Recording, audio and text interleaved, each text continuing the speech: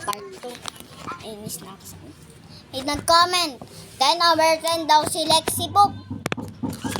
Buti naman, nakakaintindi kayo. Sulat ko na. Oh, tapos may nag-comment din sa akin. Si Yoloma 66 daw. 1.510. Ano yun? Ano daw? Score daw ni Yoloma 66. 10/0. O sige, kayo nag-request niyan. Pag kayo binugbog ko.